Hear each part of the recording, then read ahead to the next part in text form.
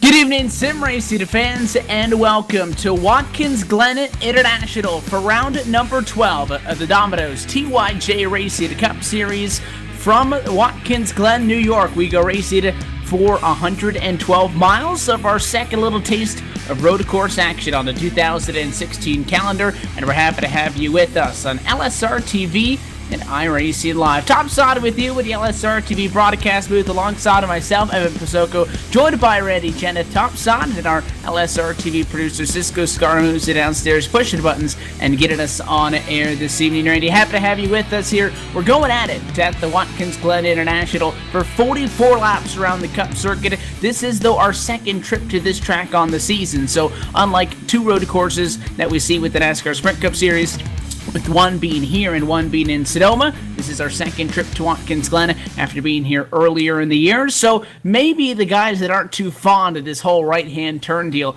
may picked up a couple of things earlier on in the season back at round number 4 and looking for a very good race here tonight.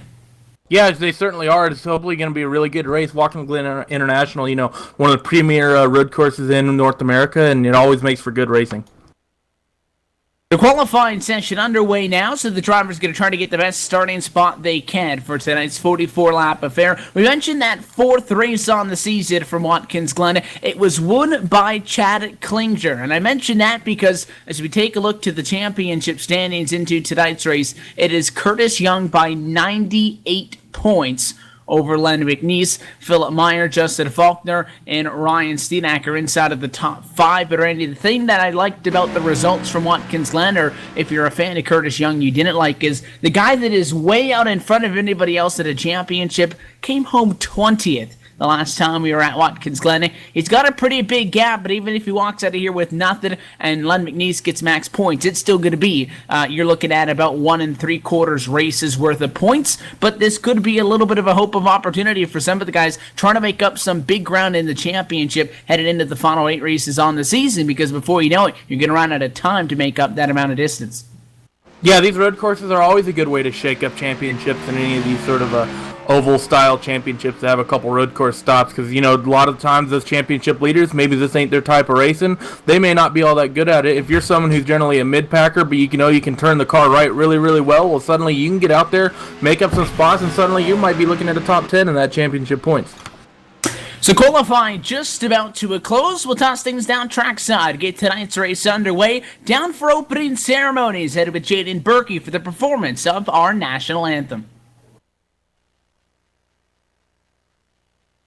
Oh, say, can you see by the dawn's early light what so proudly we hailed at the twilight's last gleaming, whose broad stripes and bright stars through the perilous fight o'er the ramparts we watched were so gallantly streaming, and the rocket's red glare, the bombs bursting in air, gave proof through the night that our flag was still there.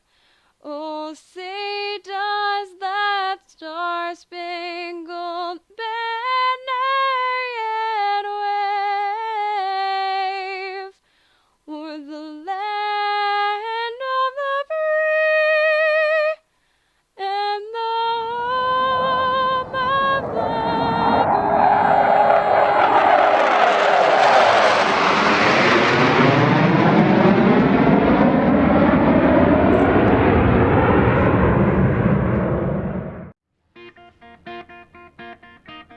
A big thanks to the virtual Thunderbirds, and again, as always, to Jaden Berkey for getting tonight's action underway. Qualifying now behind us. Let's take a look trackside at your Domino's starting lineup. Kevin Fetty, fastest driver in the practice session by a second. It'll be the fastest driver on the qualifying times by a second as well. With 1 minute 9.708, he'll get the pole position for tonight's Watkins Glen 112, and it'll be Ray Richard to the outside of the front row, starting in second, qualifying at 0.8 of a second, back with a 1:10.592. Ryan Steenacker going to go to the inside row, number 2. He'll start from third position tonight, with Gary Brown starting in fourth, and Russ Coe going to round out your top 5 qualifiers. Ellery Queen going to be rolling off in P6 outside of row number 3. Curtis Young rolling off P7, Mike Donahue rolling off P8, Judd Danielson rolling off P9, and Joshua Ramos rounds out your top 10. Just behind in the number 11 position, you'll find the 17 of Philip Meyer. Dean Vitti behind it will roll from the outside row, number 6 in P12. Tyler Roberts starting in 13th position tonight, with Brent Rogers alongside in 14th, and Dennis Cooks, number 54, going to qualify in 15th. Rolling off in 16th, we're going to have Gary Weston, 17th, Brad Rose, and 18th, Mr. David May. And actually, something we need to talk about here, Evan, we have a lot of non-qualifiers here. David Gainforth, Michael Frobbert, Joe Owen, Steve Cunningham, Chad Payne, Len McNeese, Ray Sanders, Eric Hawk, Robert McFarland, Justin Anderson, and Garrett Heffley, all non-qualifiers here this evening. Yeah, so I think about the back 10 cars not going to take in time at a qualifying session. A couple of those names include some guys that were fairly well off at a practice session. Joe Owen, one name that jumps to mind, who will start 21st tonight. He was the top 10 car in the practice session. We do know, though, at Watkins Glen International, it can get a little bit interested when you get down to turn number 1 for the first time tonight. 2 abreast on the restarts. It could be a very chaotic start to our Watkins Glen 112. And again, with the road course procedures on the iRacing service, there are no caution flags, so you're going to have to find a way through regardless of what happens. And that analogy, I guess, could apply over the course of the race, because you got 44 laps and 112 miles start to finish in this one. You do want to make sure that that car is in very good condition to be able to go both left and right tonight at this Watkins Glen International Cup circuit, and hopefully you can find yourself with a strong finish. Again, there's a couple of names up here who are in this race to win it. They've circled it on the calendar, and I'd have to say there's also a fair share of the field. They just want to get out of this race and move on to round number 13 with a solid result. The pace car in front of the field going to come off at turn number 7 and duck to the inside. Your pole sitter, Kevin Fetty, he'll take the green flag, and underway for the second race from Watkins Glen on the season. We are green to turn number 1 and a 94 Ford Fusion. First car down to the quarter, side by side with the challenge to the outside as Richard takes it wide. A good start here by Kevin Fetty, getting away with a pretty good lead here and actually going in the S's for the first time. He's got himself a 2 to 3 car length advantage. He's actually looking in the back for third place. Ray Richter kind of looking to the outside of that number 48 car of Ryan Stenacker going through the S's, not able to get alongside though. They're going to be pretty much single file for the most part of this pack as they head down to the bus stop. Actually, the 19 making a big move going into the bus stop right now. First time to get to go through, and luckily single file for the most part up at the front of the field. A little bit of side-by-side action back around P6. It looked like Ellery Queen in the number 62 thought about making a move in line. Oh, we got a big incident going to the bus stop. We got the 3. The 3 blew the bus stop, and he actually made kind of a silly re-entry there, basically pulled right out into front of traffic. And that's big issues after the number 3 of Brent Rogers. He started in 14th position. And again, you really got to get on the binders. It's a brand new sim. A lot of these guys not quite up to date and up to toot, if you will, with how these cars are going to handle. And it looked like just a big checkup in front of him. I don't really think he missed his braking point as much. He definitely went in way too hot. But I think they were stacked up in front of him. And he locked up the tires, went to the left, got the left side tires in the grass, and that was the first issue. But then, as you mentioned, he probably could have gone without coming right back up on the track in front of the 7-36. They'll tag him in the back end, and with that, his night comes to a close. As well does lap number 1, and Fetty going to lead us after lap number 1 goes to the books. Ryan Steedacker, who started 3rd, is now P2. Ray Richard, who started in the number 2 spot, falls back to 3rd. And Curtis Young, after finishing 20th here in the first trip to this track on the season, your championship leader is already up 3 spots in 4th. Yeah, good start there by Curtis Young, getting himself from outside the top 5 into the top 5 there. And, talking about also good starts, Kevin Fetty. We saw him obviously have basically a full second in qualifying. He's already got himself out to probably about 2 seconds as they start heading down into turn number 6. The number 19 machine, Curtis Young, he makes the move on the machine in front of him, and not only does he trot Ray Richard back earlier in the lap, but now is Steedacker behind him. Curtis Young looking to get the job done, and he will pick up 2 more positions this time by the gap between he and race leader Kevin Fetty grows by 1 lap that time. It went from a 1.9 second differential between P1 and P2 to now 2.9, and Curtis Young now finally clear. He's already passed 5 cars on the night. He looks to battle for the race lead if he can. Yeah, Kevin Fetty's looking really, really strong right now. Already got himself several second lead advantage here, already 3 seconds into this. I think if he can just keep himself clean, not get himself into any cars, or more importantly, get into any of these walls, I think he's going to basically be the car to beat here. It's very, very rare that someone will be this dominant early on and drop off hard enough for someone to catch up later on in the run here, Evan.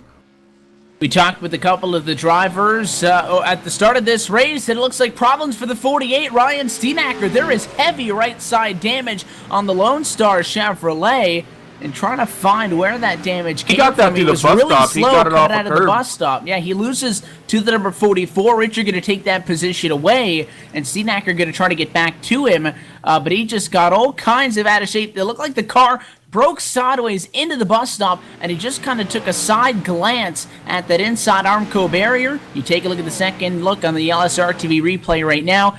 Doesn't appear to be hurting him that much. His straight line speed, not what it could be, but he's right back on the back of the 44. Yeah, you're absolutely right. It was a kind of a glancing blow, that wall, which fortunately for him isn't the worst thing ever. And in fact, he's making a move on that 44 car who pushed really wide going through turn number 1 there. Now going up into the S's, Ryan Steedacker, he has the line to beat right now, and Ray Richard just having to fall in line and slowly falling back right here. But like you said, that's kind of a glancing blow. Should just be cosmetic damage. Maybe affect his top end a little bit, but overall that car looks like it's wheeling straight.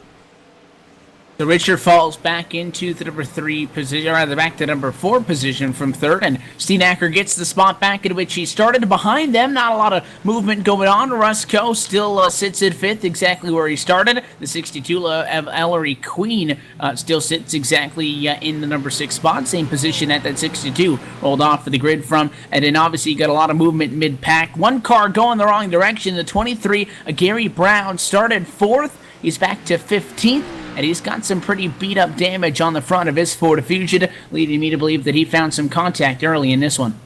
Yeah, that's never good, and there's a lot of damage on that car. That car's going to need probably a new nose, maybe even some stuff going on underneath, maybe even brake ducts. He might be talking even, brake rotors. It looks like he might, actually, nope, I take that back. Looks like he was thinking about coming down pit lane here. The car might just be wheeling straight. The temps might look good, and he might just decide just to wheel this throughout this first stint.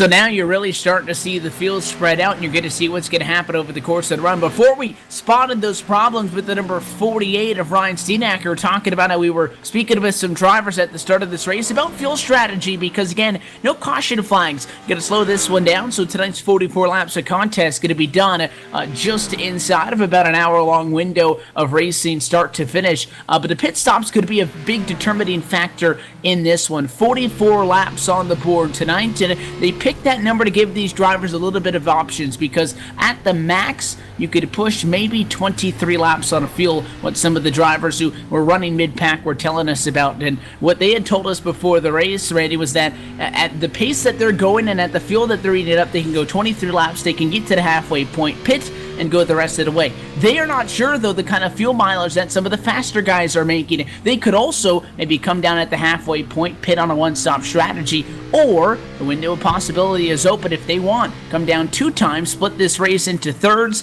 and take fresh tires 2 times, come down pit road 2 times. That way the fuel not a concern at all. You're going to have fresher Goodyear Eagles. We're not going to really find out much about that pit strategy till we get about 15 laps into this race, but that's something to keep an eye on.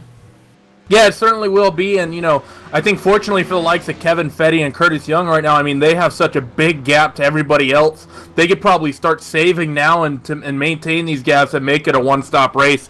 So I mean, they just looks fast enough just on raw, just raw pace that they could probably just two-stop this and still have themselves a very sizable advantage over the rest of the field. So we had talked about the issues for the number 3 of Brent Rogers. He's out of this race, 29th position now at 4 laps down. And now hearing more problems on the racetrack with the number 86 machine of Stephen Cunningham out of shape, and he'll get the car right in the right direction once again and try to get things figured out as he heads down pit side. Coming into that final turn, he absolutely just missed corner number 6, and that looks almost identical to what we saw with that 3 machine earlier in this one, talking about how you close in on somebody much faster than you were expected. You lock up the tires. You had no control over the car. You take a second look at a replay. That's down in turn number 6. Car got out of shape, and the gravel wasn't enough to slow him down. It was a pretty good hit to the outside fence. Yeah, that's actually a weird place for people to usually hit the wall there in turn 6. People normally won't quite go that far off the circuit, and doesn't look like that car is driving really good considering he tried to whip it around and he actually cut the wall again. So we actually got another car around on track right now. Not sure who that is. We're going to go. It's actually happening in turn number 7. We're looking to see which car that was. It is I believe it's Michael Frabbert in that 36, Evan. 36 going to get back up on a wheel and go. He'll cross the start-finish line this time by now in 23rd position, and that was not by himself. He got loose into turn 7. He was out of shape, but the 20 tagged him in the right rear, and Eric Hawk going to get the assist on that one. Again, no caution. If they find each other again, keep an eye on those two. Contact in a final turn. We had another self-spin as well just after that. Joe Owen going into turn number 1. He simply just lost that rear end going through 1, and it just looped around. Looks like he either tagged the wall or someone caught him. He did have a little bit of damage, but, we're getting back into this. And, Evan, we talked about this kind of, a way people can maybe make up spots on some of these oval guys. We're seeing a lot of people struggle right now in these early goings here at Watkins Glen. And it is so easy to overshoot the corners here. And again, a brand new build on the sim. These guys still feeling out these cars, and it would be difficult enough, I think, if we were where we'll be next week for Bristol for round number 13. That's going to be a challenge nonetheless. In fact, it's a challenge every single time you go there. But when you go to a track that you don't race on a lot, you got a new build, new tire, new car, and you're talking about not a lot of grip with cup cars at a road course track like this. It is going to present its challenges, and I think we're seeing that in the middle of the pack. You can underbrake the corner, and I think that's what a lot of guys might be doing, just taking it really easy. But once you get in your rhythm and you're hitting your marks, you overshoot that mark by just a little bit, or you lock up the tires, you start to chatter them down to the corner, and there's not much that you can do but hang on. So far, so good. Again, a little bit of contact. We've seen 2 incidents, one involving 3 cars down in the bus stop, but we saw that contact coming off at turn number 7 last time, but we still sit with 24 of the 29 cars that started this race on the lead lap. Yeah, we're getting ready to come up on, I believe we're starting lap 9 here, so almost 10 laps into this thing. As right now we're actually seeing lapping already start to happen. Kevin Fetty putting that 6 car lap down of Joe Owen, who we saw spin in turn 1 about 2 laps ago. So, 8 laps and Kevin Fetty's already hitting the lap traffic. That just kind of shows you the pace differential we're seeing here. Yeah, 10 seconds, the gap now between Fetty and Young, and the 19 got there. He was 3 seconds back by the time he was able to make the move to get to the clean air in second. And, he's been doing a good job. He's pulling away for Ryan Steedacker. That's a 6-second gap between second and third. Then he looks 7 seconds, 10 seconds to fourth, fifth, etc. But if you take Kevin Fetty out of the equation, it is an extremely competitive race at the moment. However, the 94 is 10 seconds in front of the next closest competition, and we're not even at quarter distance quite yet. So he is setting a blistering pace, which could force Curtis Young. You mentioned the pit strategy a couple of laps ago. Well, he may not be planning on it. He might have to try something like that if he wants to go anywhere besides ride around P2 all night long. Yeah, Curtis Young, he's going to have to probably try something, I think, in terms of strategy. And his pace has actually slowed down a bit. As right now, he kind of just completely misses turn 1. He's slowed down really to about 13s, where he was running kind of mid to low 12s early on in this run. He might be trying to ensure that he can stretch this to a one-stopper. But, I mean, Kevin Fetty right now, his strategy just seems to be doing an imitation of Martin Truex at Charlotte. He is gone. How about 2.2 seconds faster per lap on average with the 94 of Kevin Fetty, and he is hauling the mail that time by, putting a lap down behind him. Michael Fravert in 21st position, so 2 more cars going to be knocked down a lap that time by, and we sit with just the top 20 now on the lead lap all the way back to the 20th position. The 16th of Justin R. Anderson, who started 28th and is in 20th at the moment, but it's not all that far in front of Kevin Fetty, who comes off of turn number 7, now 10 laps in the books. Yeah, and actually looking down, we actually had a change of position this lap. Ellery Queen able to get up into that 3rd spot over the 48 of Ryan Steenacker, so very good move there. Actually, we say that Ellery kind of blows turn 6 there just a little bit, and that brings Ryan just a little bit back into it. And actually, again, Ellery goes a little bit wide, and he gets really loose coming off of 7. That's going to give Ryan a bit of a run now. On the 62 of Ellery as they go into turn number 1, not quite close enough to get it alongside or even make a move, but Ryan sees that car in front of him making mistakes after getting by. I think if you're Ryan right here, you just let him continue making those mistakes and just be patient. There's still a lot of this race left to go. You saw off of the back of the 62 machine as you go up through the S's and down the backstretch as they approach the bus stop on the back half of the racetrack, coming out of turn number 4, and then you hop on board. High-speed quarter of the racetrack when you got to get down to speed now, and you're making that bus stop. It's a pretty rough trip through there. I think the lowest of 62 got that time was 78 miles an hour, and in fact, we'll try to hold off Steenacker behind it. Going to go to the inside and pass the number 84, Len McNeese. There's lap traffic on the outside of the racetrack. Steenacker going to pass through again, no problem there. McNeese, though, has found success. In fact, he was your winner from just 2 weeks ago in round number 11. Took the checkered flag in Daytona, not having the same run here tonight. Yeah, and actually, we're talking about him, and he just plows wide off turn 6 there. Not going to get himself any damage there. Bit of a commentator's curse coming down from Evan Len. You can thank Evan for that one. But definitely unfortunate for him, but, you know, shouldn't lose too much time there. Doesn't look like he has damage. Actually, he does have a little bit of damage on that front end, but should just mostly be cosmetic. And we're seeing, you know, this is something we're kind of used to seeing maybe in the, you know, usual road course side of things. A lot of this pace differential, it's almost like there's 2 different classes of cars out there. You figure you have the likes of Len McNeese out there running 17s, 18s on this relatively short circuit, compared to Kevin Fetty, who's out there running 11.6s. That's 6 seconds per lap on a lot of these guys.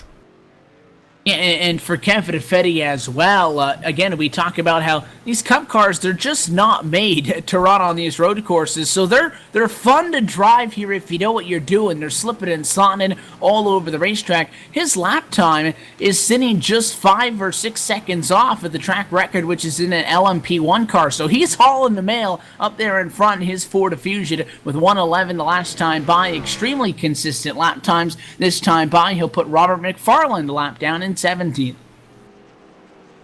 Yeah, Kevin's doing very, very good right now just to keep it clean. I think, like I said, he's just, you know, at this point, 12 laps into this thing, 15-second advantage. He just needs to worry about not making any mistakes. But looking back through the field, it's still very, very close racing. Actually, Ellery Queen has actually dropped off the back of Ryan Steenacker just a little bit as they head down this front straightaway here.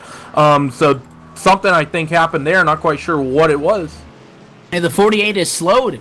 He's going to go down to turn number 1. Queen going to take 3rd. Ray Richer up to number 4. And Steenacker found a little bit of a push to the back bumper down in turn 1 by Mike Donahue. So the 48 lost tons of time that last time by the start-finish on after it looked like the 48 overshot turn 6. Got sideways, almost identical to an accident we saw earlier. He was able to catch the Lone Star Chevrolet before he got too deep out, but he did lose a lot of time and is now back in P5.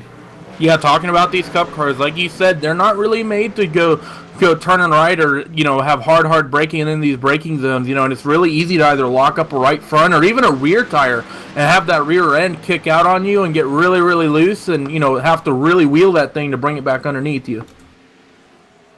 Meanwhile, picture up front doesn't change much at all. Kevin Fetty continues to pull away, now 15.5 seconds to Curtis Young. And again, even for the 19 machine, somebody who has been so successful here this year at the top of the championship standings, you mentioned, by 98 points. 2 poles, 3 wins, and 6 top 5s and 6 top 10s in the 11 starts that he's made so far. He's going to have to do it all over again because we go chase racing in just 2 weeks from now and fight for a championship, but he has definitely solidified himself as a championship contender, if not the championship favorite by a lot. And to have a very good run at P2 at a track that he's doing very well at, and again, if you take the 94 out of the equation, it's a fairly good race. He's still significantly faster than Queen, 5 seconds in front. So I don't want to say he's not a fan of Watkins Glen because he is moving, but under the circumstances with somebody like Kevin Fetty, you can see how much quicker he could be to come to a racetrack that you don't excel at as much and to be able to get a very good finish as he is running right now. Still a long way to go. 14 laps in, a 44 on the evening is a testament to the perseverance that the 19 machine has behind the wheel. Yeah, he really is, and like you said, take Kevin Fetty out of this, and suddenly Curtis Young is kind of the dominant guy out there, but Kevin Fetty's kind of just putting on a clinic. But if I'm Curtis Young right here, I know I'm a huge championship favorite. If I can come to a track that I kind of dislike and maybe don't run all that well out and run P2, I think that's absolutely fine with me in terms of championship hopes.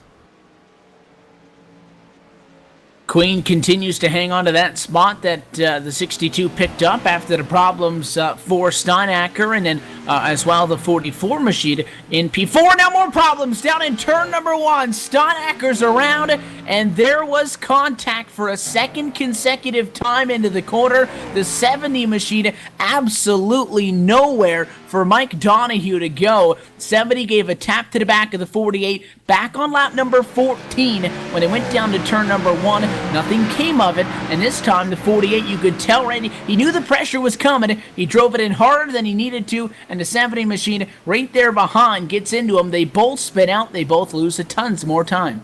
Yeah, I think that's just a case there where Mike Donahue just followed that 48 machine into sort of a mistake. I think he was, trying to push, trying to get by that 48 of Ryan Steinacker and just not able to get close enough, or just, trying to push to get alongside. The 48 kind of blew turn 1, and Mike sort of did too. 48 spun around. We saw a little bit of contact. That shouldn't be, too bad, though, in terms of damage. And actually, the 70 just kind of, he sort of spun it himself after that second incident, trying to get that car back revved up and back moving. And actually, we got the 48 coming on pit road right now. So he is going to come down and be serviced at lap number 15. So that tells me, and again, he does have some damage, so I think that could be an attributing factor as well. But I think Steinacker may be going with the 2-stop strategy call on the night. Comes in now. He could also come in at lap number 30, and then you'd have a 14-lap sprint to the end. So anybody coming in now looks like the 2-tire strategy, and rather the 2-stop strategy is in effect at lap number 15. The pit scene, the first little bit of action. Yeah, I think you're right, Ryan Steinacker. Is right now we're looking towards the 23 and the 85, I believe. They're both separated by about a second or so on the racetrack as they head through turn number 4 of the carousel here at Watkins Glen. Gary Brown trying to get a good run up out of this corner, but I don't think he's going to get quite enough of one to be able to close up much of this gap as Judd Danielson work on actually putting another car a lap down. I believe that is the 420 car of Russ Coe. They head down into turn number 6 here, and this is kind of our closest battle really on the racetrack right now. Is actually looking at these gaps. Something's happened to Curtis Young. That gap from P2 to P3 has come down drastically, Evan. It is. It's down to 3 seconds at the moment. Pit service going to continue this time off of the final corner. Gary Brown in from inside of the top 10. So now you think that Kevin Fetty, Curtis Young, P1 and P2 in front of the field, faster cars. In fact, they may be doing the opposite of what we thought. We thought it might be the faster cars, or what the drivers were talking about was the faster guys might be the guys going for a 2-stop call, and some of the guys at the back of the pack trying to maximize what they can, doing it on just 1 stop to save whatever time they can. account? Well, it seems to be the opposite. We've seen plenty of drivers come in from inside of the top 10, but so far, the fastest cars of the night stay out. A good battle back into P6. Judd Danielson fighting and getting around now as they come out of the bus stop. Michael Fravert, that's another lap car. That's going to be a big issue tonight. I think you're going to have more battles with lap cars than you might for position as the night goes on. Yeah, and especially with some of these guys, obviously not road course regulars, they're quite a ways off the pace, and for some of these faster guys, that's going to be kind of a huge concern, because they're actually going to be lapping people a lot quicker than they maybe think they should be, and those people are going to kind of just get in the way of some of these battles if they get close. Right now, Judd Danielson and that 420 car, of Russ Coe, they come again, and they drive right past that pit entry. Something I'm actually curious of, it's mostly people running down the order that are coming in. I think we might be seeing people who are struggling, deciding they want to take that two-stop strategy. That'll allow them, they'll have a lighter race car, and they'll be on new rubber for longer, maybe. This time in from the number 7 position comes Joshua Ramos, so give that spot up to Mike Donahue, and then you'll find Gary Brown, the next driver in line. David Gainforth could end up in front in the number 9 spot at the moment. Gainforth as well, one of the drivers that has not come down pit side on the evening. Gary Brown, however, has. So the top 9 at the moment are drivers that have not been down pit road, and there are 10 drivers on the lead lap. Steinacker, you also have Eric Hawk, Gary West at 11th, 12th, 13th. We got a car around in turn 6. We have Dean Viney in that number 71 machine. He was spun around in turn number 6 there. I think this is probably just going to be kind of your classic turn 6 incident, and yeah, that's pretty much what it is. Got to the apex, got on that gas a little too hard, and that car just spun around on him, Evan. And unfortunately for him, he locked it up, but he got into the inside fence. We've seen a couple of guys do this. They snapped back around, and we saw that first accident where a car ended up way out into the gravel trap, snapped back around, slid to the outside fence. Then we saw somebody hang on, and unfortunately for Heffley, hard hit to the inside fence, and he was stuck in the middle of the racetrack, and that's going to help him with his strategy decision from 24th and 2 laps down, because he will also be coming pit side this time to be serviced, try to get that car fixed up. But again, that's what a lot of this night's going to be for guys that have been in accidents, and even for guys that haven't, just trying to get through the night. Just get whatever points you can at a Watkins Glen. And again, a couple of these guys, I'm sure, would rather just not even race this race, but being so close to the championship, points for 28th is better than points for not showing up. A lot of these guys just trying to make it to the end. The checkered flag can't come soon enough. 2 laps from the halfway point. You're absolutely right. A lot of these guys, just it isn't their sort of racing, and it's maybe a little bit more complicated than what they're used to here on the road courses. It generally is a little bit more active, and actually we're talking about right now the 54 car we're seeing off the track right now. That's Dennis Cook. He rolls, gets it back on the asphalt, rolling off of turn 7. And something with a lot of these guys that happens here that they don't do anywhere else, Evan, they have to shift these cars a lot, and if they're not used to that, that can be a lot more difficult than a lot of people realize.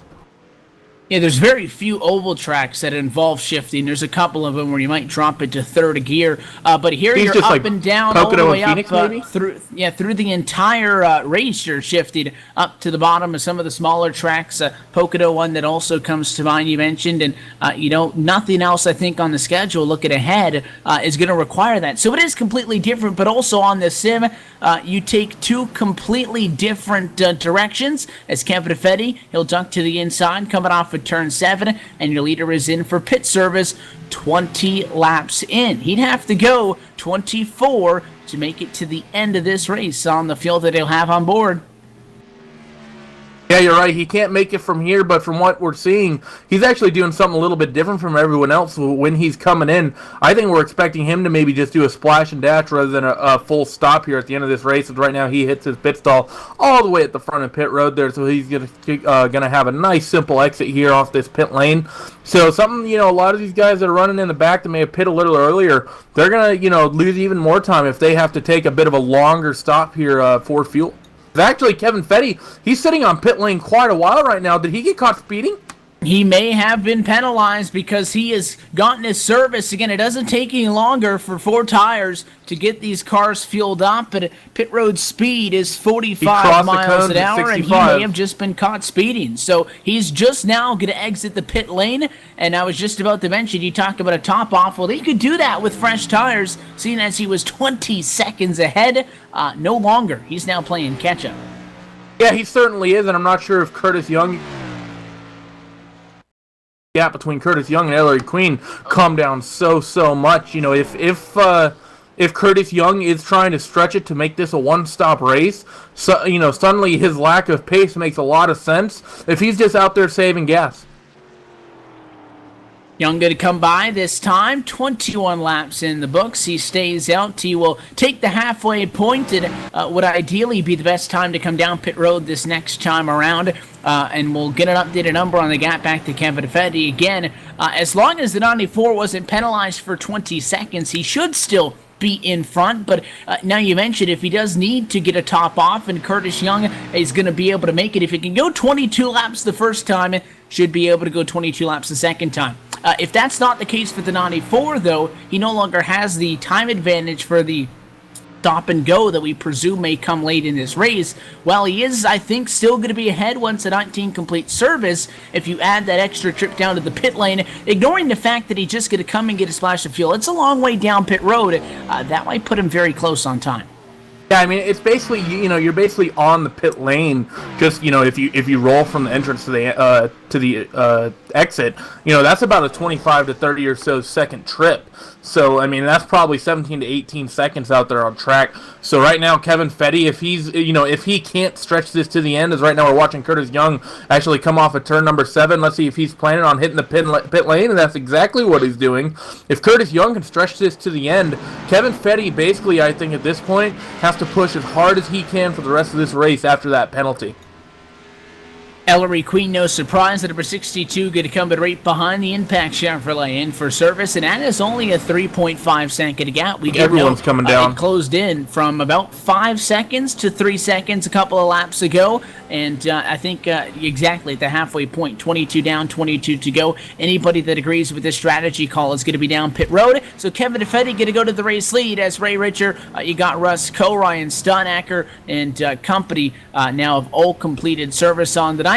We just have to see how far in front the 94 is going to be, and if that gap is going to be enough. Again, assuming that he doesn't have enough fuel to go 24 laps. I heard 23 at the longest, and that was for some of the guys mid-pack who aren't pushing it as hard. And we talk about it, the 94 is going to have to get up and go. We could find ourselves in a fuel game scenario. If he doesn't have to pit, he's got a good enough gap to be able to save fuel. If that's not a big enough gap to save, he needs to push as much as he can so he can grow a gap before he comes down and tops off. Now, halfway through.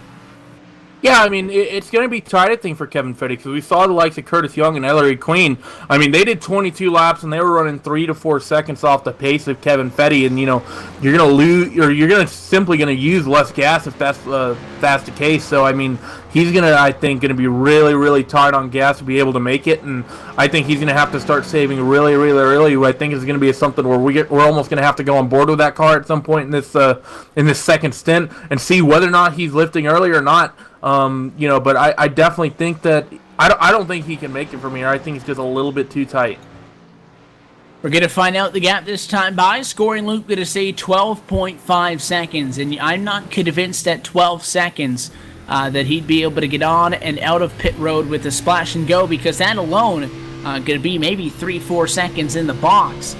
He did pull away a tremendous amount, though, in those 20 laps before he came down pit road. He got out to 20 seconds. So if he can do that again, and he's 32 seconds in front after the next 20 laps, which would bring you to the end of this race, then that would put him in prime position. But at the moment, we don't think that that's going to be the case. How about with an on-tee to Curtis Young, the 62 of Ellery Queen, talking about these two drivers at a battle that was going to be for second, with the 62 machine now is 12 seconds behind after coming down pit road immediately behind the number 19. It looks like that car had some problems coming out of the pit lane. There was somebody spun around up through the S's, and it cost him a lot of time.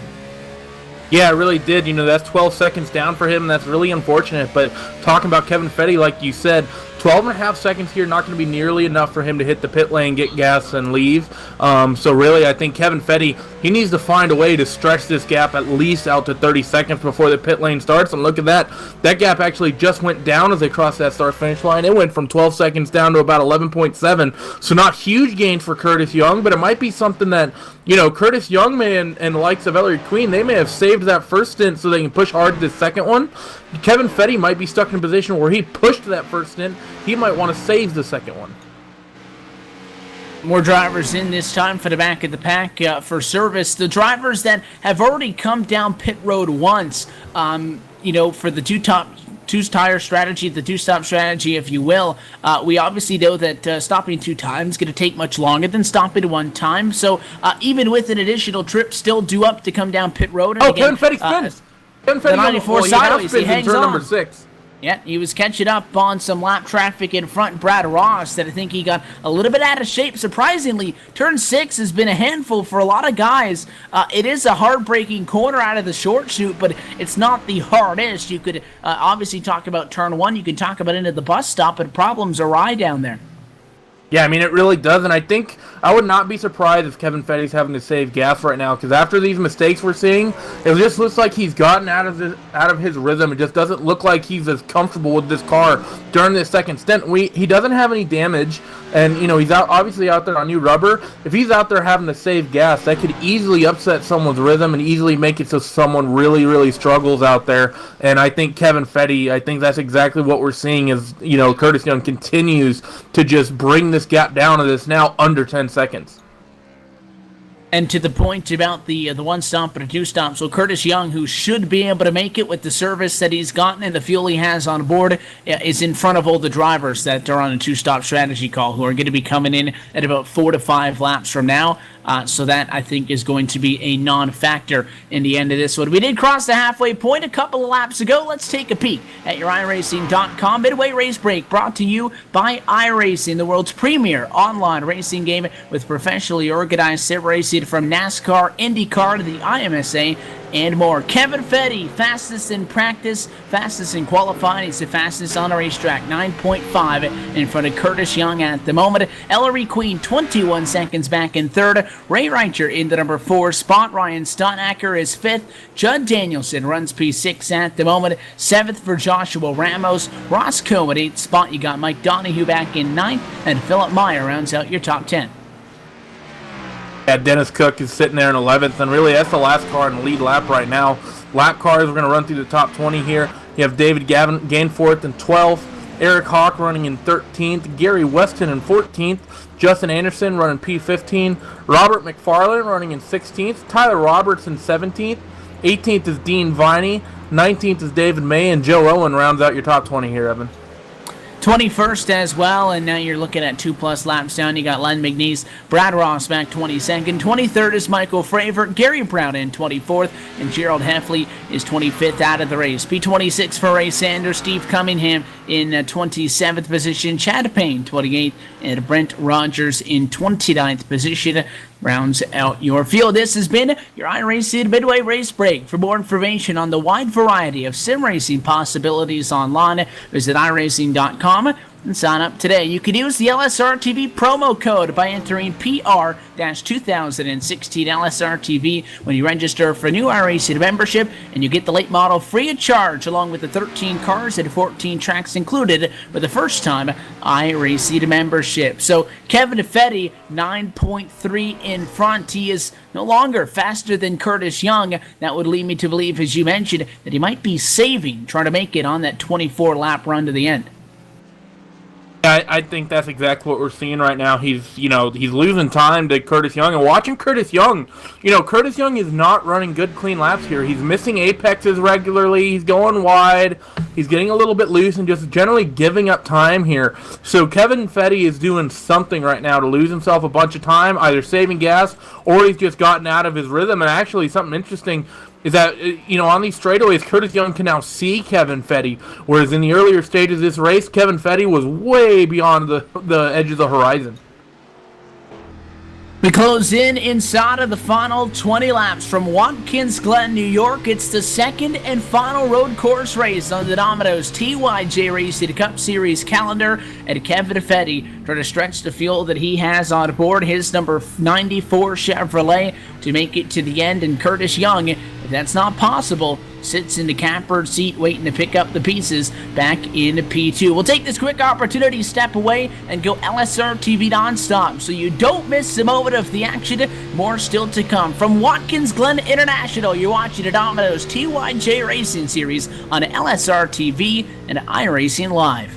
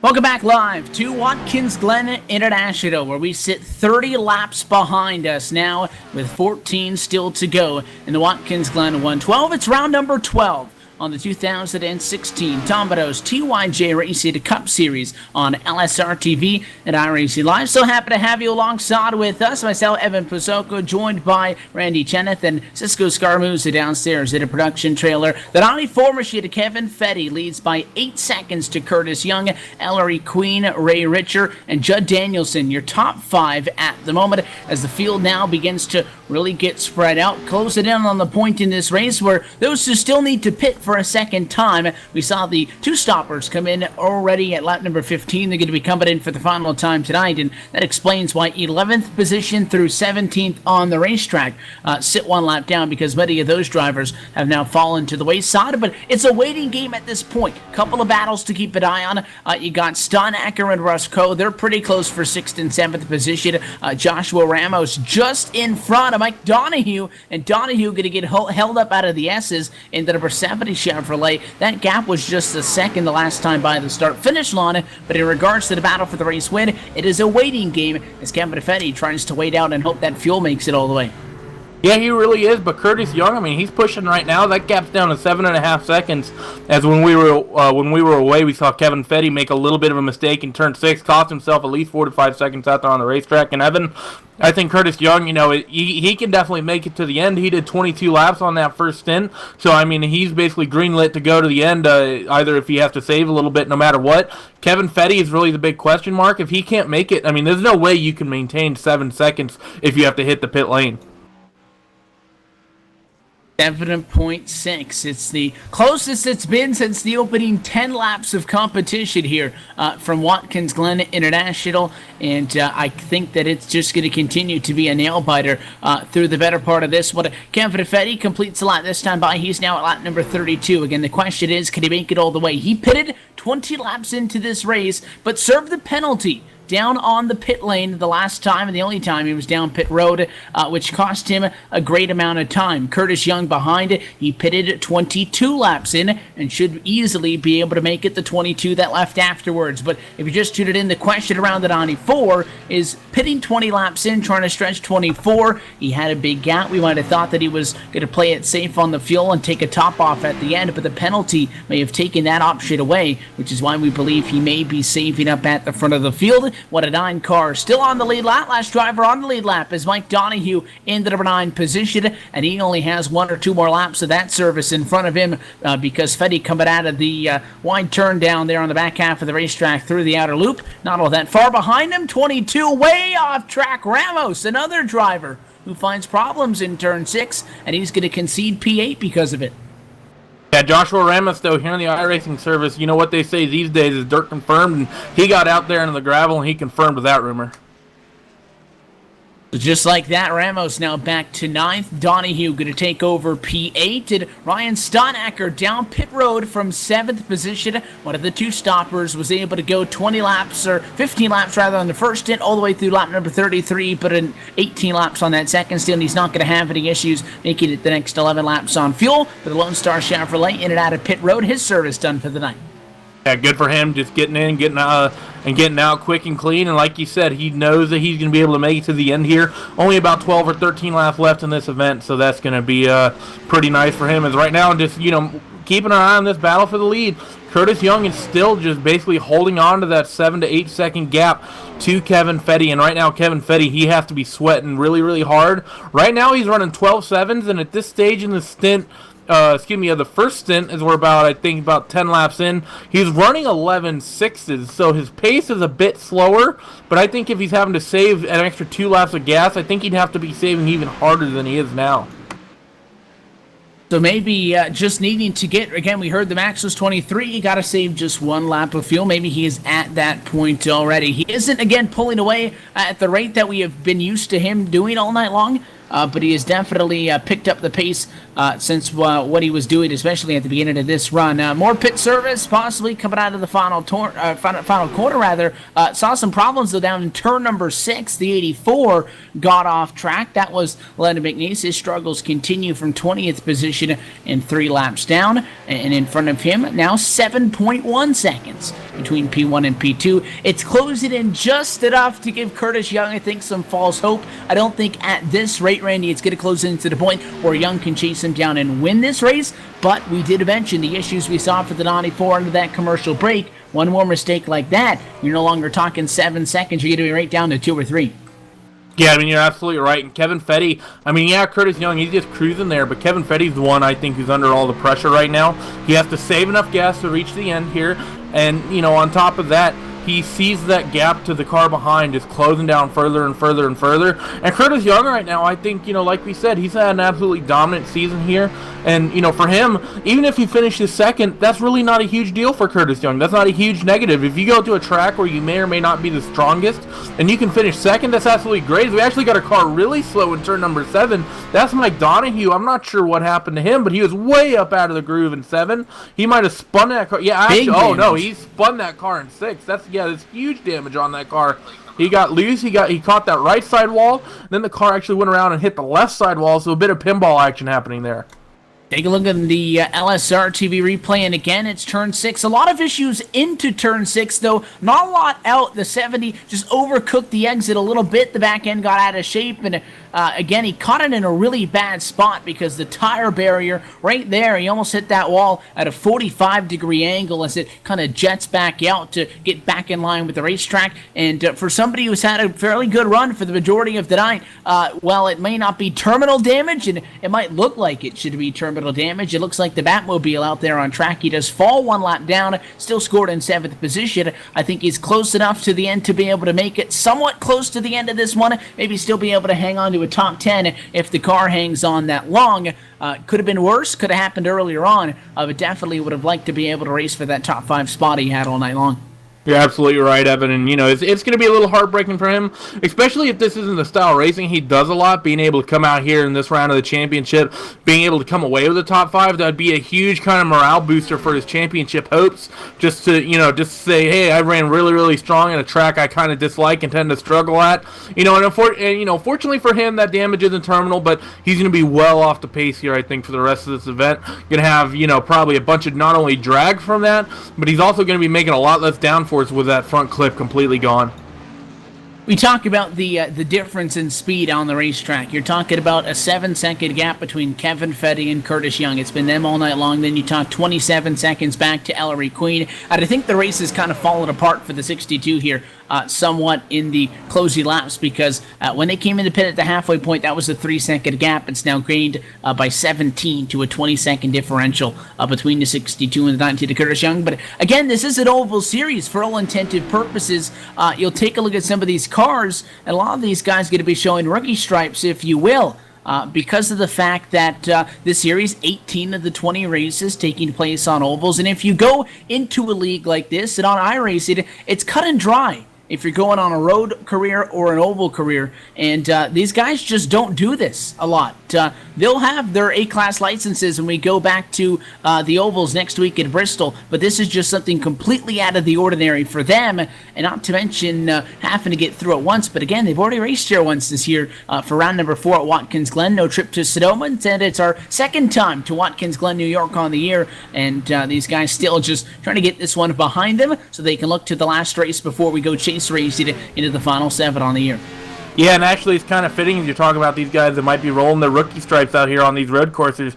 Tyler Roberts, that last lap, it was his lap 35 going into the bus stop, got really loose.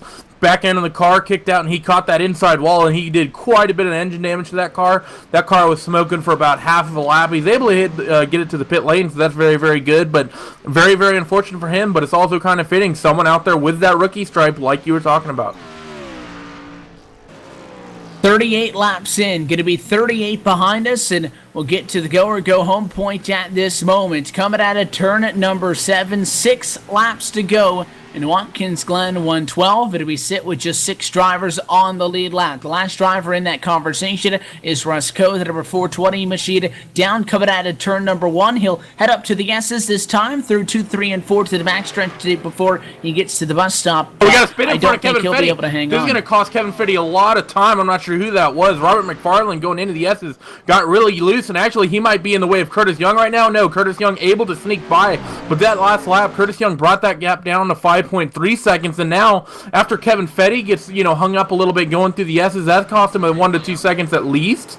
This is going to be, Kevin Fetty is only going to be about 3 seconds ahead here of Curtis Young, I think, once they come across the timing lines again. This is absolutely, this race is really backfiring on Kevin Fetty. At this point, Curtis Young's going to be able to see him, and, you're talking 4 or 5 laps to go. At the rate that Curtis Young has been closing, I think that's more than enough time for Curtis to get to him. A tough break for Rod McFarland. You saw the replay on that one. He overcooked turn 1, and I think the mistake was trying to cut the grass to get back up to the S's. That is the same thing that happened to Ellery Queen when trying to catch up to Curtis Young out of the pit lane. Car split around in front of the number 62 Chevrolet, had to back it way off, lost tons of time. That time it happened to Kevin Fetty. Luckily enough, it's not going to play too big of a hand in this, and especially if that didn't happen closer, because that could have led to some contact, which you don't want to see. But at 5.3 seconds, down to 4 now. The heat now. Yeah, he's closing in. 4 seconds now. The gap between P1 and P2. Going to be 5 laps to go this time by, and it's getting a little bit too close for comfort if I'm that 94. Yeah, I mean, he's still out there running 13s, 14s, and yeah, he was hung up a little bit that lap. But even still, he's been running 13s, where throughout that entire first stint, he was comfortably running in the 12s. Kevin Fetty out there probably having, undoubtedly having to save really, really hard right now as we have 5 to go. Going to have to stretch that gas, I think, at least 2 laps further than anyone else has gone or anyone else thought that gas could go. So he's going to trying to do his best Alexander Rossi impression right now to try to squeak away with this win. He's just got a little bit further to go if he wants to make it to the end. And the biggest thing, if you're the number 19 machine, is for the better part of this race, you have not been able to see Kevin Fetty. You can see him now, and you can bet that he sees you. Good news for the 94. There's a little bit of traffic in between them. Dean Viney sits in the number 13th position, 2 laps down. The number 19 going to have to complete a pass there before getting an opportunity to get up to the number 94. Coming off of the turn this time, lap number 41 going to go behind us. We will take then 41 laps into this race. Going to be 4 laps to go. And I think that 94 is doing a good job of maintaining. Picks up half a tenth on that lap. It's back to 4.5. Definitely good from there. Maybe he finally hit his window, and now he can just push the rest of this race and be able to bring this race home. It'd be really heartbreaking for him if he lost this race because of that mistake, as he works through the bus stop now for the 41st time. And you see lap traffic ahead of Kevin Fetty as they come now through the carousel, getting ready to head to that short chute. And I think he's going to catch that traffic in a bad spot. I think he's going to catch Russ Coe and Dennis Cook either going into turn number 6 or maybe even heading into turn 1 or the S's, and that's going to be pretty disastrous for him.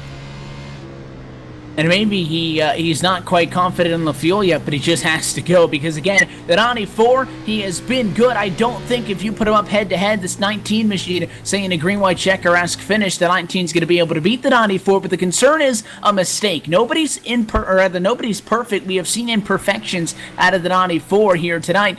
You make a little bit of a mistake and he'll be on top of it. So 4.5 seconds the gap, and it'll go down by just a couple hundredths, down to 4.4 at 3 laps to go. Curtis Young running out of time late in this race, and you almost feel bad for the 19 because, Randy, he's been so far behind all night long, and I think for the majority of the night we've counted that number 19 Ford as a P2 car. It almost might be better to just come home 10 seconds behind in P2 instead of getting so close at the end, not being able to finish. Yeah, I mean, it really is. Do feel kind of bad for Curtis Young there for those reasons, but hey, coming up on 2-3 laps to go, and Kevin Fetty's getting hung up by some lap traffic right now, and that's going to bring that gap down, especially if Kevin's really struggling on gas. Like I said, I'm still not entirely convinced that this 94 car can make it, so it's going to be really, really interesting here these last 2 laps. It's actually Kevin Fetty lifting really, really hard going into turn number 6. And he gets up onto the grass and spins. That's going to cost him a second or 2. This brings Curtis Young right back into it, and if you're Curtis Young right now, you just have to relax. You can't get yourself overexcited. You can't get stressed. You see that 94 in front of you making mistakes, really slowing down. Don't push too hard. Don't make a mistake that takes you out of this race. As that gap closed to 2.5 with 2 to go. He took 2 seconds off of it, popsicle sticks in the air, the gap 2.4 seconds, and that was a little bit of a mistake out of the 94 camp of Kevin Fetty. If anything, he's feeling more pressure than Curtis Young is at the moment, because again, the 19 machine, thinking that he had kind of been counted out of this race. He was well behind. We didn't think the gap would be possible. Maybe a little bit of fortune in his favor if the 94, that penalty, took away the strategy that he would have liked to execute. There's a lot of lap traffic in front of these guys that could be a factor. Fetty is going to have to get around Russ Coe. Dennis Cook also right covered out of that outer loop there and turn number 6 headed down to turn 6. So if he gets to them, covered to the white flag, he needs to execute those passes quickly. Yeah, I think Kevin Fetty's going to get to them, and I think fortunately for Kevin, he's pushed a little bit, and he's, I think, gapped Curtis Young by just a hair. Actually, maybe not. Curtis may have brought that gap down, but that lap traffic in this white flag lap here, Evan, it's definitely going to play a factor, because Kevin Fetty's out there running 14-15s, making mistakes. Those cars ahead of him are running 14-15s, and they're pushing hard. Gonna go from 2.4 seconds to 2 flat. 2 seconds the gap as the white flag waves from Watkins Glen. Kevin Fetty on the back bumper of 2 sets of lap traffic. Does he stay behind them, or does he hopefully not force an issue, find himself in trouble trying to get around him? Curtis Young, he's got to push. He's the closest he's been since lap number 3. Back straightaway for the final time. Yeah, it is, and actually Kevin Fetty, he lost quite a lot of ground on that lap car of Russ Coe. Kevin, I think, is still having to save fuel, so because of that, he's not going to be able to get around these lap cars. I think he's just wanting to sit there and use that draft. He's and coming. Curtis Young here, he's coming full tilt. That gap is down, and Kevin Fetty, it's down to a second right now, 0.9. Curtis Young, oh, and he makes a big mistake through the carousel. That's going to cost him a bit of time. That may have caught Curtis this race. He may have dug a little bit too much. Final 2 set of quarters. Oh, Kevin he's closing Fetty hard, down to though. turn number 6 behind the number 19. He's got to go to the inside. There's no room for the 94. Kevin Fetty's off in the grass. Curtis Young in the grass as well. Final drag race, turn number 7. Winding it up from behind comes Curtis Young, and he's going to get the run coming off in the final corner. Fetty not enough to make it home, and Young in the last turn of the race going to steal the win from Watkins Glen. We talked about it all race long. Kevin Fetty looking strong. He's actually looking back down the field. Ellery Queen, he has 3rd place all wrapped up so long as he doesn't spin. Ray Ricker, he's basically clear of Russ Coe's running in 5th. So, I mean, our top 5 is pretty much already organized here. But we talked about it through the entirety of that second stint there. And Kevin Fetty's fuel predicament. And we saw it there on that last lap. He was really slow on the run of the bus stop. And then he ran out on that short shoot down into turn number 6. Tried to throw a hard block on Curtis there, but just unfortunately not nearly enough room for him to be able to coast to the finish. 10 seconds of fuel, that's all he needed.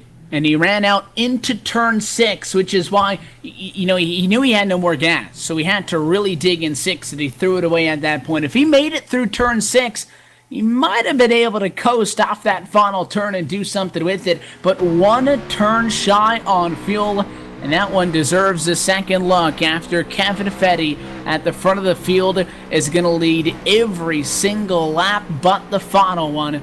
Coming into the final 2 corners, looked like that he was throwing it away in the bus stop, and again, he had no choice but to go, and he ran out of fuel in the short shoot down to the second to last turn.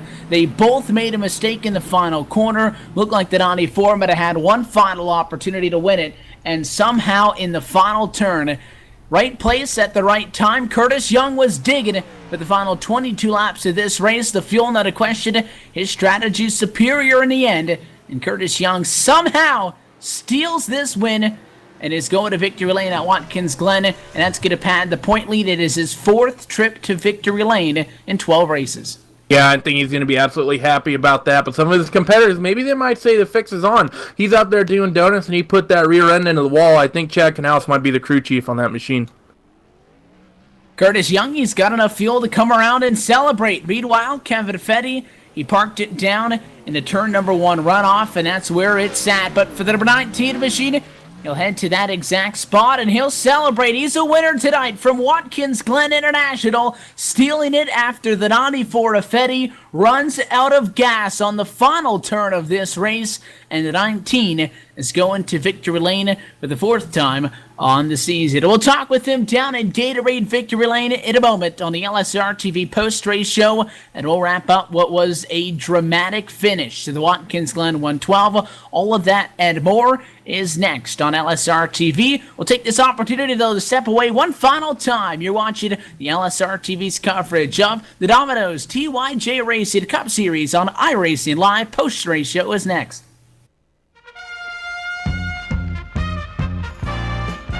Did you know that Lion's sense of vision is so powerful, it actually enables nearby creatures to see better? Here we see lions assisting the offspring of others, while their parents are elsewhere in the wild. Brilliant, isn't it? Making the wild kingdom look much better indeed. Do good, be a lion.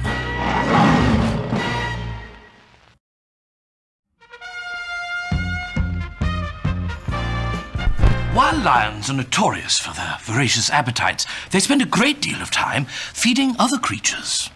In fact, lions will take great care to ensure there's plenty to go around.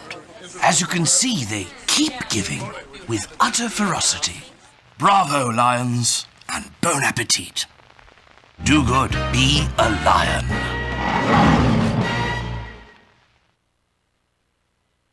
Back live from Watkins Glen, New York for the LSRTV post-race show. Happy to still have you with us on LSRTV and iRacing Live. Back after the conclusion of the 12th round of the Domino's TYJ Racing Cup Series event.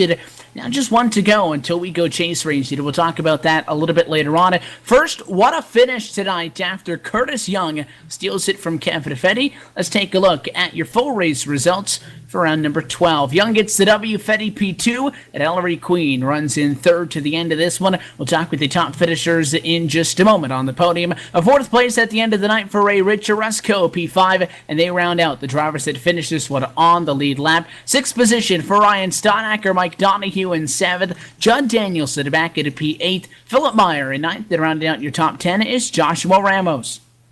Yeah, now in the 11th place we have David Gainfort, Dennis Cook rounds in P12, Dean Viney in 13th, Gary Weston 14th, David May 15th, Justin R. Anderson in 16th, Joe Owen 17th, Lee McNeese in 18th, Brad Rost in 19th. Rounding out your top 20, Evan, Robert McFarland. 21st tonight, Tyler Roberts, Eric Hawk, Michael Fravert, Gary Brown, and Ray Sanders going to come home through P25. And then you have Gerald Heffley, Steve Cunningham, Chad Payne, and Brent Rogers. Going to round out your field of 29 cars. He was second position for the entire race.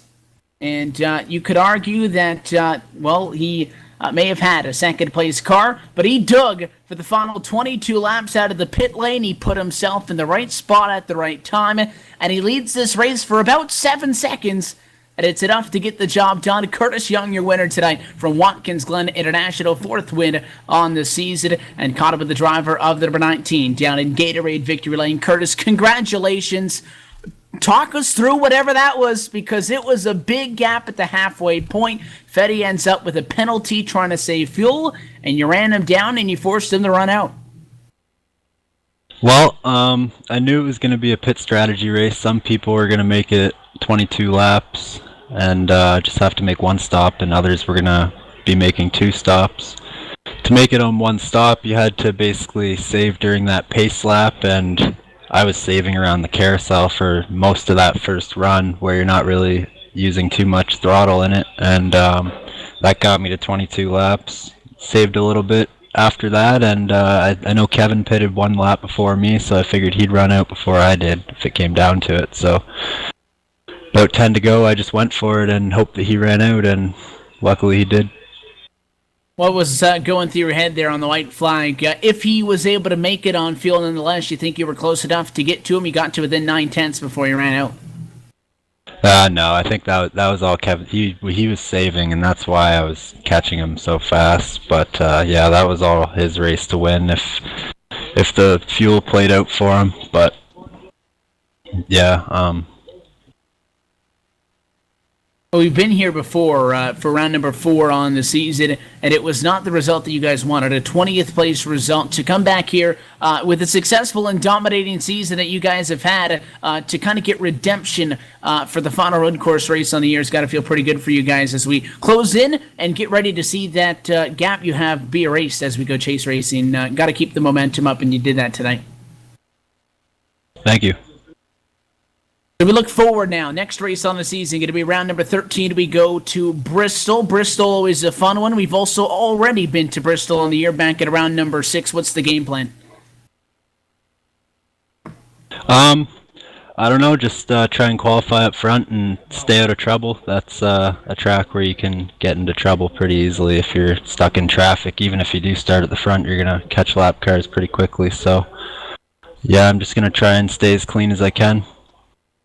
Well, it was a picture-perfect night for you guys. It ends up the way you would like, a 6.1 second gap, but it's all said and done. You're the winner of tonight's Watkins Glen 112. Curtis, before we let you go, as always, the good folks behind the scenes, the sponsors, the shout-outs, who makes it happen for you?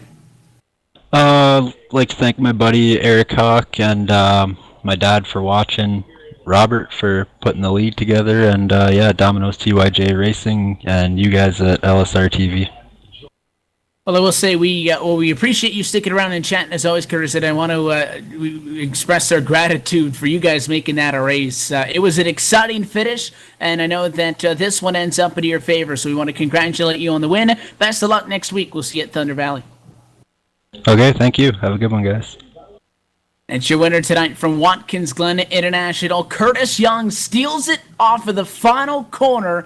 And on the flip side of that, Randy, is Kevin Fetty. The best car on the night. He was a second faster per lap than anybody else in practice and qualifying and for the better part of the race. But things did not go right at that lap number 20 pit stop, and he wasn't able to hang on. He comes up just a little bit shy on fuel. Still a good night in P2, but he's left wondering what could have been.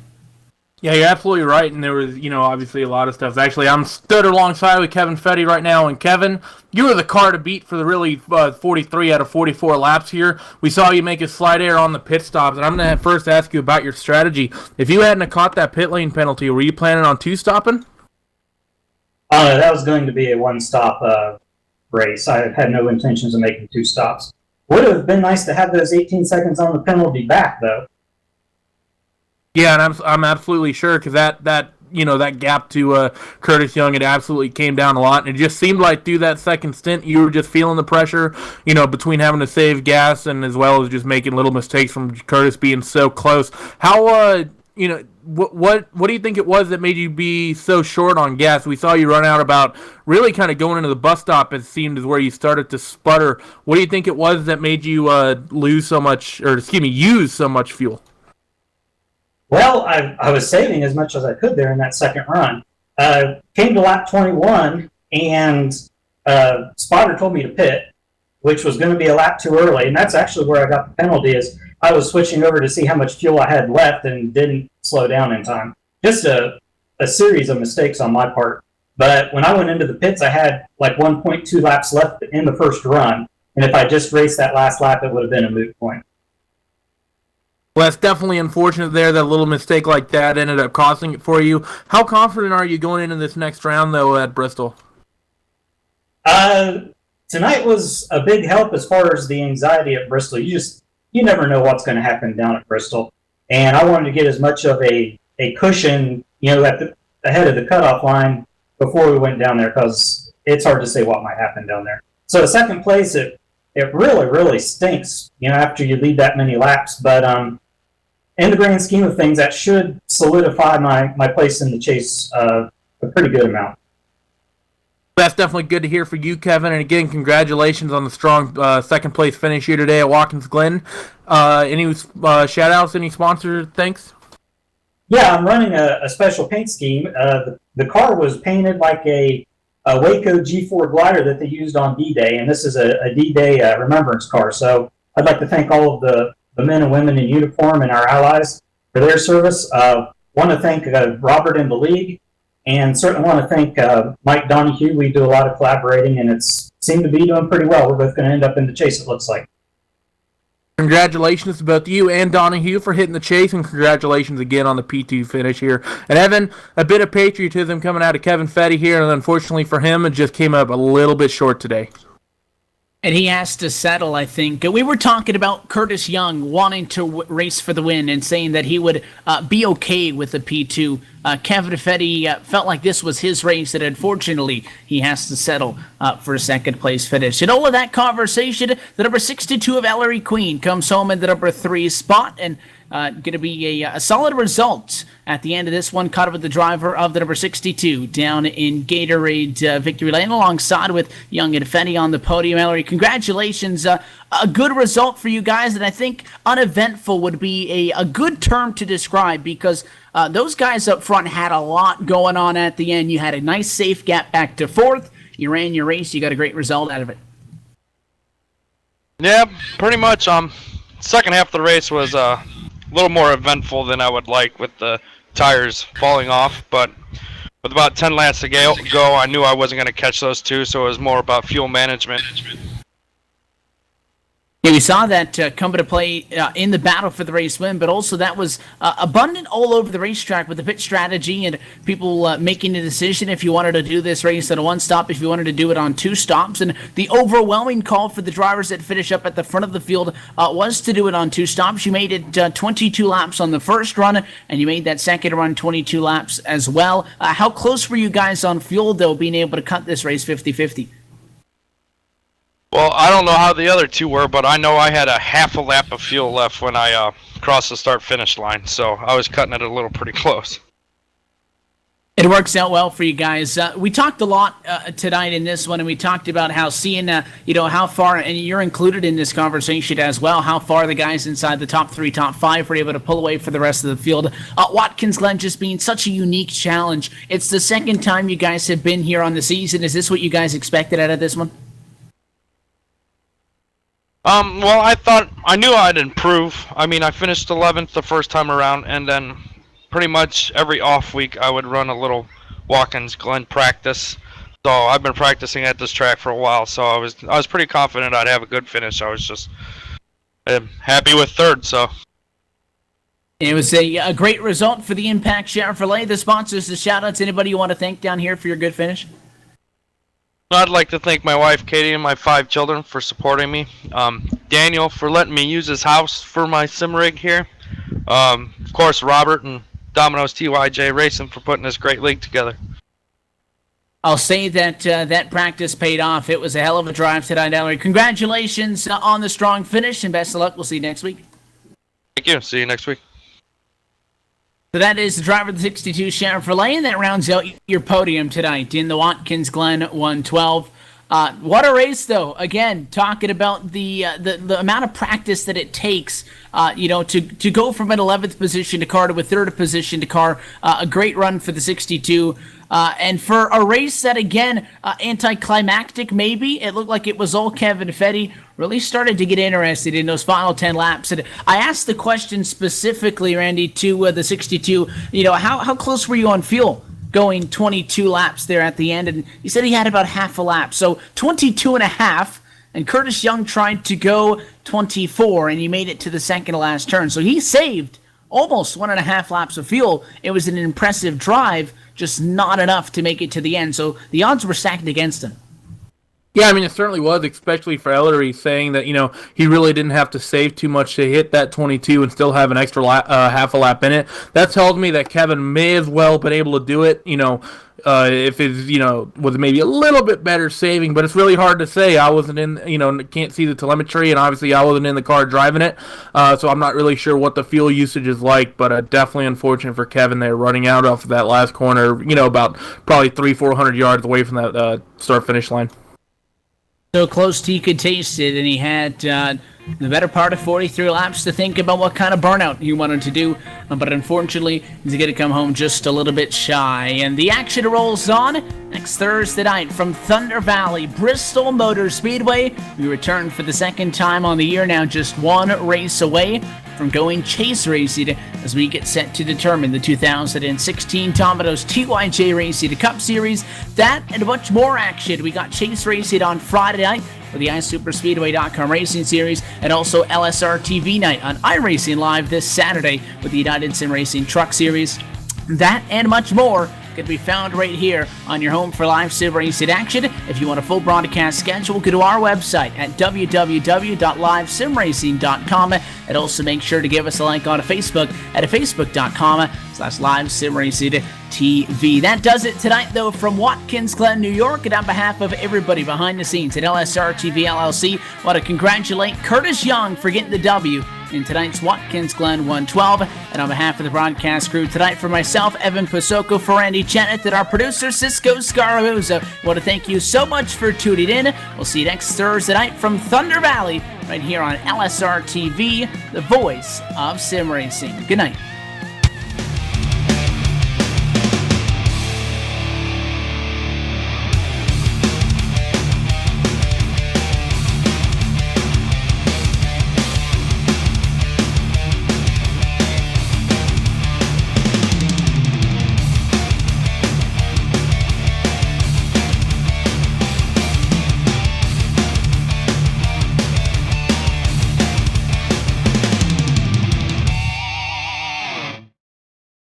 This copyrighted broadcast is presented under the authority of LSRTV LLC and iRacing.com Motorsports Simulations and may not be reproduced, retransmitted, or used in any form, nor the accounts and descriptions of this event disseminated in any way without the express written permission of Live Sim Racing TV.